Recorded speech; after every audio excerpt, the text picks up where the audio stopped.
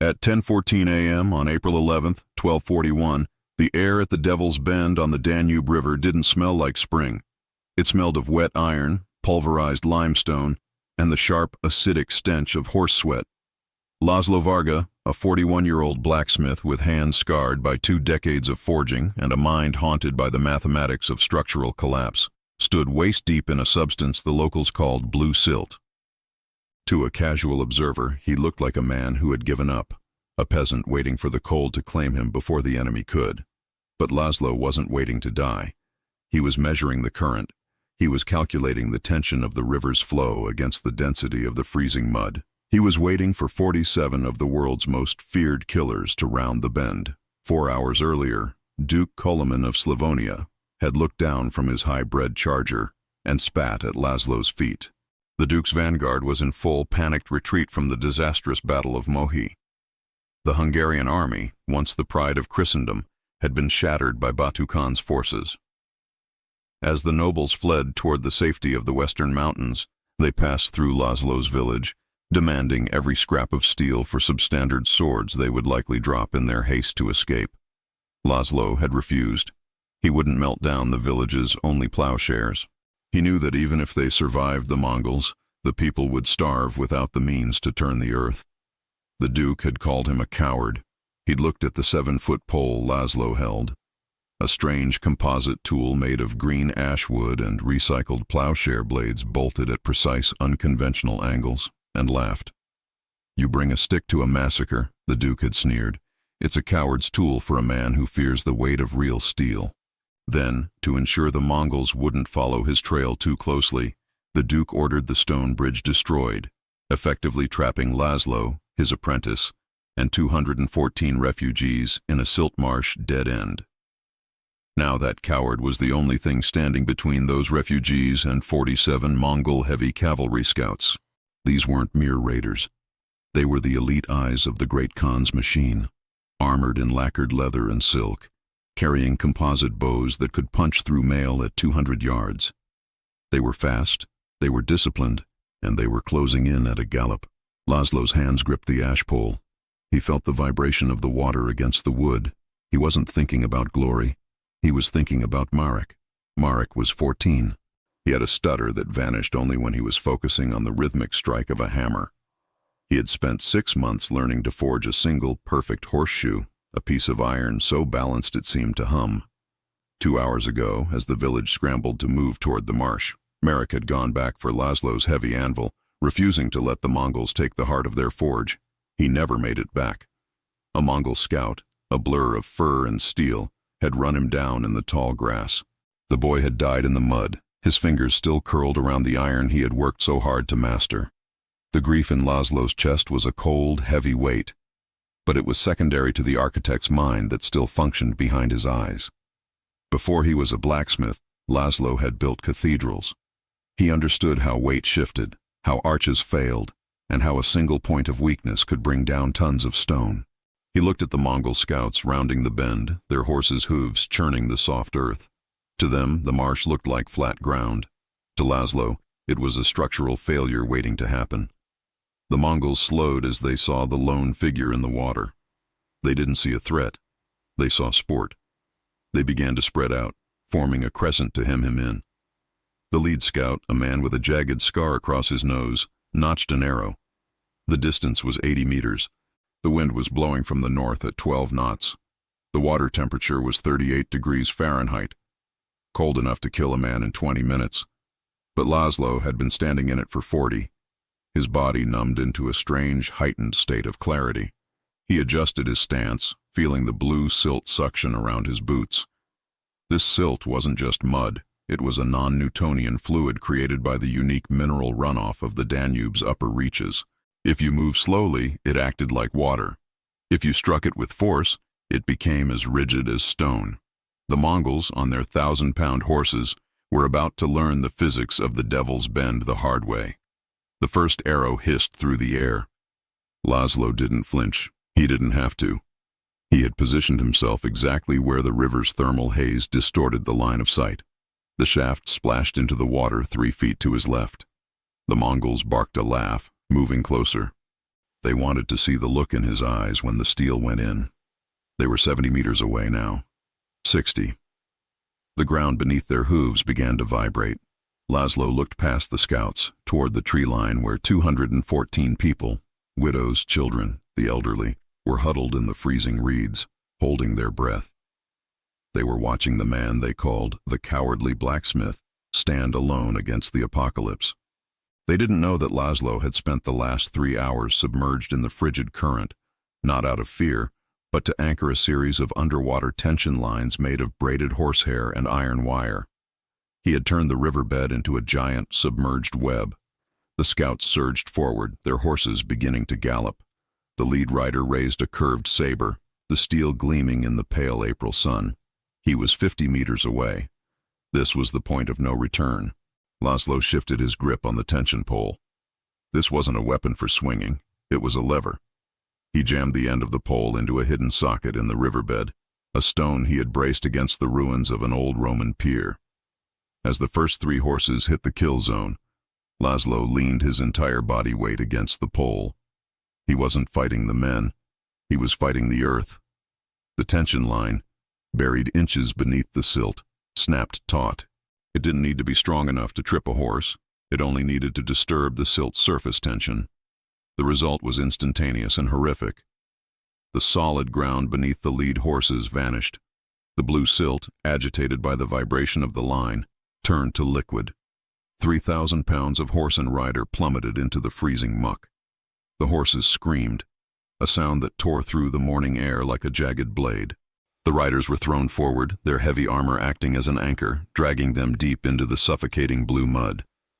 The scouts behind them tried to veer off, but Laszlo had accounted for the formation. He had channeled the silt into a bottleneck using the very debris the Duke's army had left behind. The Mongols were trapped in their own momentum.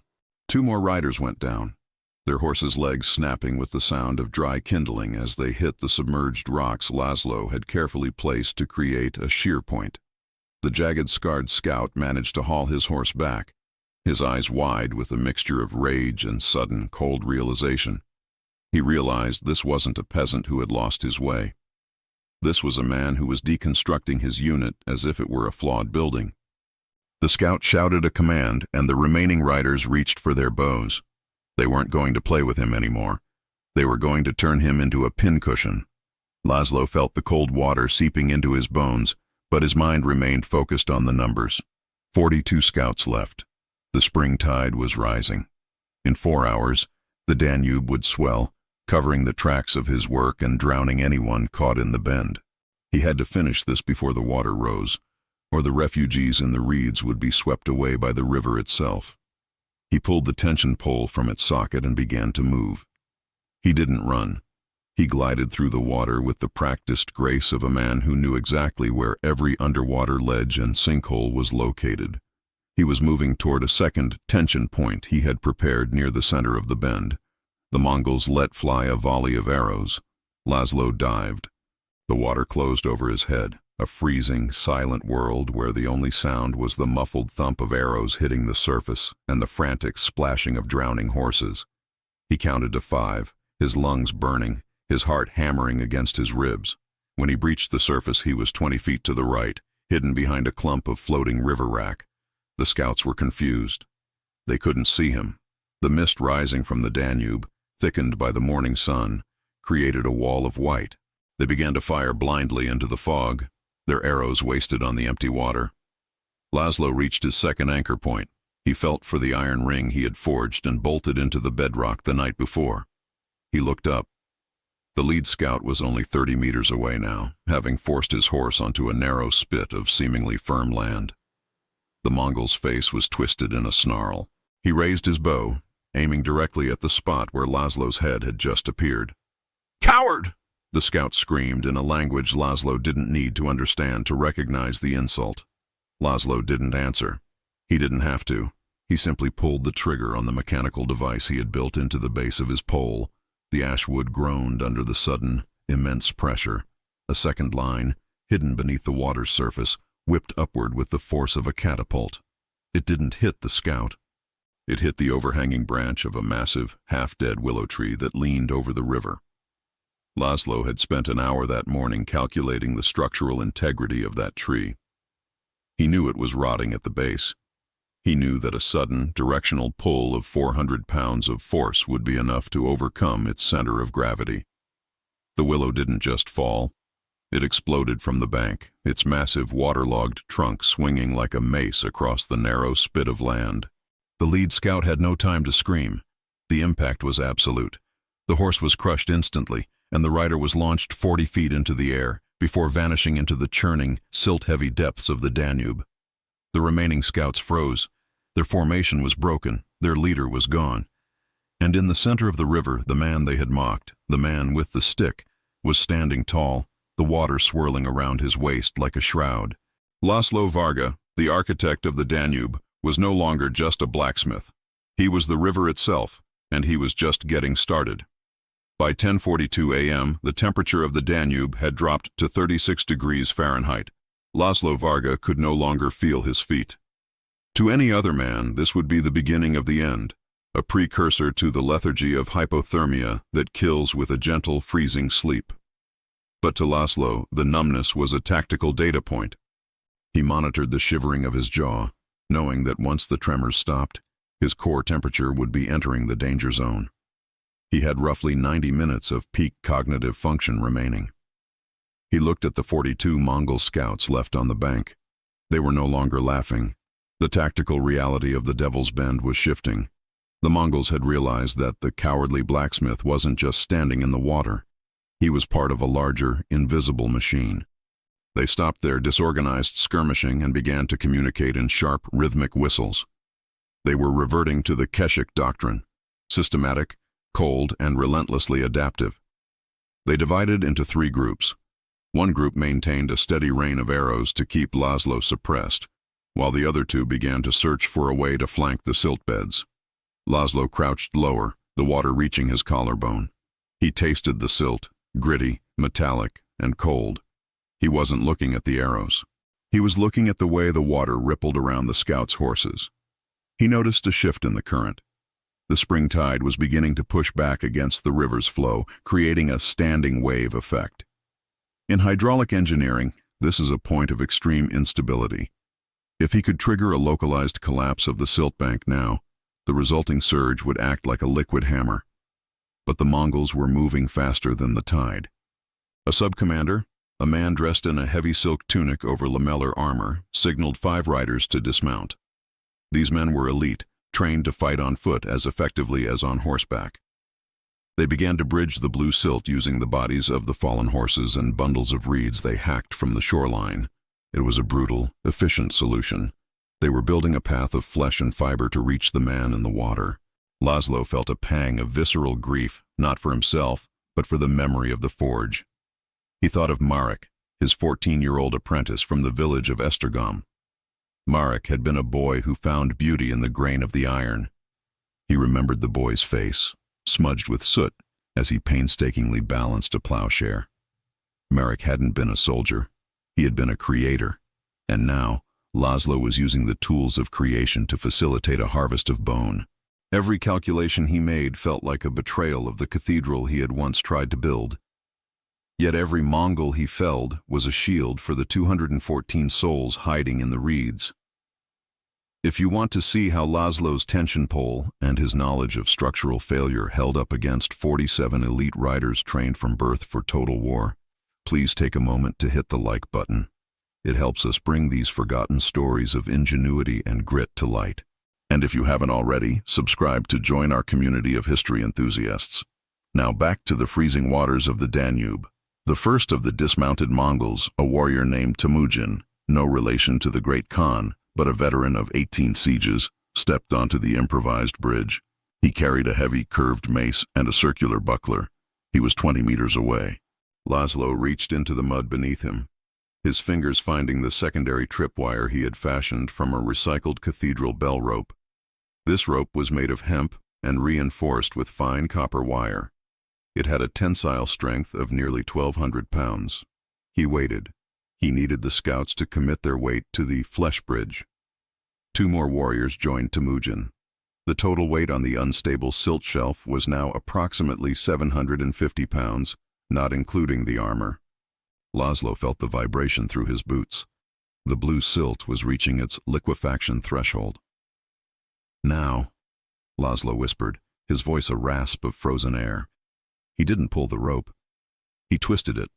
The motion engaged a simple gear-like mechanism he had forged from a broken plow gear and submerged in a waterproof wooden box. The gear rotated, releasing a submerged sluice gate he had built into an old irrigation channel during the pre-dawn hours. A sudden violent jet of water, pressurized by the river's own current, shot upward from beneath the silt. It was a hydraulic bypass. The solid bridge of horse carcasses and reeds didn't just sink. It was blasted apart from below.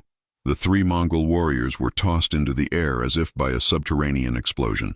Temujin vanished into a sinkhole that opened instantly beneath him, the weight of his lamellar armor ensuring he would never surface.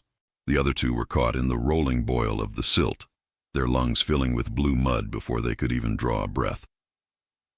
Kill count, 8. 39 remaining. The sub-commander on the bank roared in fury. He realized that the blacksmith wasn't just using the environment, he had pre-programmed the battlefield. The sub-commander ordered a full-scale arrow volley, not at Laszlo, but at the reeds where the refugees were hiding. It was a psychological gambit. He wanted to force the blacksmith out of the water. A scream erupted from the tree line. It was a high, thin sound, a child's voice. Laszlo's heart felt as if it were being squeezed by a blacksmith's vice. He knew that sound. It was little Elena, the weaver's daughter. She was 6. He had forged a small iron bird for her just last winter. The injustice of it sparked a heat in Laszlo that the freezing Danube couldn't touch. He stopped being an architect. He became a weapon. He hauled himself out of the deep water, moving onto a submerged stone ledge he had built specifically for a counterattack. The Mongols saw him rise, a mud-caked, shivering specter, and they redirected their fire. Arrows hissed past his ears. One grazed his shoulder, tearing through his heavy woolen tunic and leaving a red furrow in his flesh. He didn't feel the pain. He only felt the cold air hitting the wound. He was now 40 meters from the bank. He raised his 7-foot tension pole, but he didn't point it like a spear. He held it horizontally, adjusting a sliding weight along its length. This was the coward's tool the Duke had laughed at. It was a centrifugal flail. By sliding the weight, a 5-pound lead plumb bob, to the end of the pole and using a specialized pivot joint, Laszlo could generate 3 times the striking force of a standard warhammer with half the effort. The sub-commander, sensing a kill, spurred his horse into the shallower water, followed by 6 of his best riders. They were moving into the killing floor. The water here was only knee-deep, but the bottom was a treacherous mosaic of jagged limestone shards Laszlo had spent the night arranging. As the horses reached the 30-meter mark, their hooves began to find the teeth of the river. One horse stumbled, its fetlock sliced clean through by a razor-sharp piece of flint. The rider was thrown. Laszlo didn't wait. He swung the pole in a wide, low arc. The lead plumb bob, accelerated by the pole's length, struck the first horse's foreleg with the sound of a shattering timber. The animal went down. Laszlo stepped forward, the water splashing around his knees. He was no longer a man of peace. He was a man of structural integrity, and the Mongol formation was a bridge with a fatal flaw. He pivoted on his left heel, the pole whistling through the air. The second strike caught a rider in the ribs. The lead weight, backed by the torque of Laszlo's hardened shoulders, didn't just break the man's armor, it bypassed it. The silk tunic beneath the leather didn't tear, but the ribcage beneath it collapsed inward, the sheer force liquefying the organs instantly. The rider was dead before he hit the water. Kill 9, kill 10. The sub-commander swung his saber, the blade missing Laszlo's head by less than 6 inches. Laszlo felt the wind of the steel. He didn't retreat.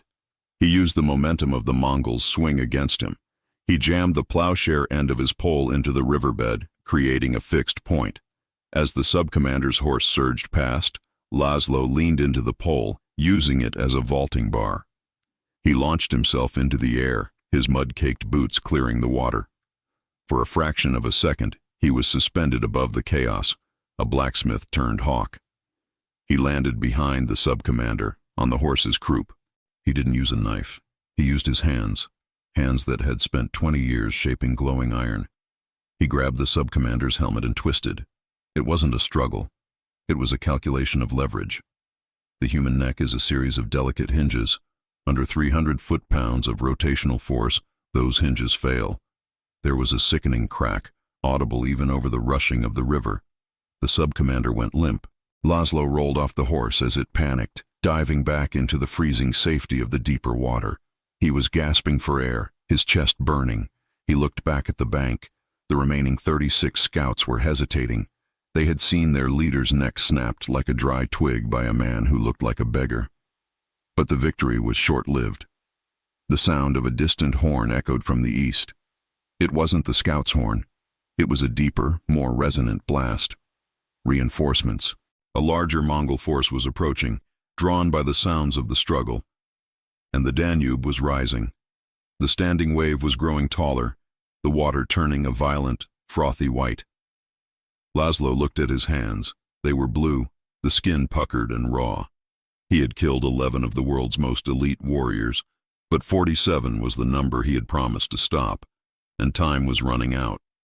The refugees were still in the reeds. The Mongol reinforcements were minutes away, and the very river he was using as a weapon was preparing to swallow them all. He had one final structural deconstruction left to perform, but it would require him to step into the heart of the Devil's Bend, where no man, not even a blacksmith who knew the secrets of the earth, was expected to survive. At 11:05 a.m., the roar of the Danube changed. It was no longer the rhythmic slap of water against the bank, but a deep tectonic vibration that Laszlo Varga felt in the marrow of his bones. To the 36 remaining Mongol scouts, the sound was merely the river's fury. To an architect, it was the sound of a structural foundation reaching its sheer point. The reinforcements, a secondary wave of over 100 riders, were less than 2 miles away, their dust cloud visible above the tree line. Laszlo had exactly 12 minutes before he would be overwhelmed by sheer numbers. He looked at the jagged remains of the stone bridge the Duke had destroyed. He didn't see ruins. He saw a 4-ton counterweight held in place by a single calcified limestone arch. The 36 scouts on the bank had stopped their hesitant skirmishing. They had seen 15 of their brothers swallowed by the mud or crushed by falling trees. Their fear had calcified into a cold, mechanical hatred. They discarded their bows. The humidity of the marsh had begun to soften the glue of their composite limbs anyway, and drew their heavy sabers. They began a slow, deliberate advance, forming a tight phalanx. They wouldn't rush. They would move as a single, crushing weight, treading on the carcasses of the fallen to provide stable footing. Laszlo's breath came in ragged white plumes. His core temperature was now 34 degrees. His fingers were so numb he had to lash the tension pole to his forearm with a strip of leather. He was standing on the Keystone Ledge, a narrow submerged ridge that connected the river's center to the crumbling base of the old bridge. He looked at the refugees in the reeds. They were silent now, a collective of 214 souls whose existence depended on a man who could barely stand. The Mongols reached the edge of the shallow water. They were 15 meters away. The lead warrior, a man whose armor was stained with the blue silt of his comrades' graves, locked eyes with Laszlo. He saw the blacksmith's exhaustion. He saw the coward's tool trembling in Laszlo's hand. He raised his saber, the steel whistling as it cut through the damp air. "Kill 12 through 47, Laszlo whispered, his voice cracking. All at once. He didn't swing at the men.